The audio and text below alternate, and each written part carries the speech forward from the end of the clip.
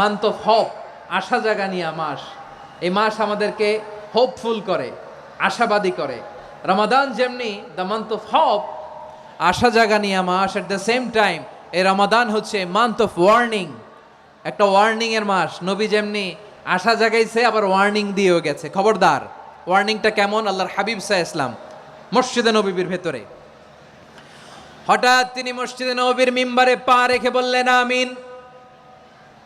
দ্বিতীয় ধাপে পা রেখে বললেন আমিন, তৃতীয় ধাপে পা রেখে বললেন আমিন। সাহাবারা অবাক হয়ে বললেন, ইয়া রাসূলুল্লাহ, ইয়া হাবিবাল্লাহ, তিনবার শুধু আমিন আমিন পড়লেন, কেন পড়লেন আমরা কিছু জানি না, আমাদেরকে জানিয়ে দেন কেন আপনি তিনবার আমিন বললেন। রাহমাতাল লিল আলামিন আল্লাহর হাবিব বললেন, ও আমার প্রাণের সাহাবীরা, আমি যখন মসজিদে নববীর মিম্বারের প্রথম ধাপে পা রেখেছি, সাইয়েদনা জিবরিল এসে আমাকে বলেছে, ও নবী, আপনার নাম শুনে যে ব্যক্তি আপনার উপর দুরূদ পড়ে না তার ধ্বংস। আপনি বলেন আমিন। আমি বলেছি আমিন। দ্বিতীয় ধাপে পা রাখার পর সাইয়েদনা জিবরিল বললেন, ইয়া রাসূলুল্লাহ, মাতা পিতাকে বার্ধক্য অবস্থায় পেয়ে তাদের সেবা করে, তাদের সাথে সদাচরণ করে যে সন্তান জান্নাত কামাতে পারলো না, তার জন্য ধ্বংস। আপনি বলেন আমিন। আমি বলেছি আমিন।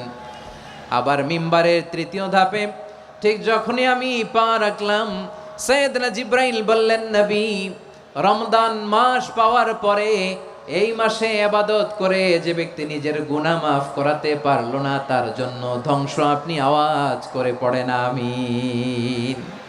কত বড় ধমক, কত বড় ওয়ার্নিং দেখছেন! যে রমাদান পেয়েছে, কিন্তু রমাদানের ইবাদত করার মধ্য দিয়ে সে নিজেকে জাহান্নাম থেকে মুক্ত বানাতে পারলো না, তার উপর আল্লাহ লানত, তার জন্য ধ্বংস। সাইয়েদনা জিবরাইল বলেছেন আমিন, স্বয়ং বিশ্বনবীও বলেছেন আমিন। আওয়াজ করে পড়েন নাউযুবিল্লাহ।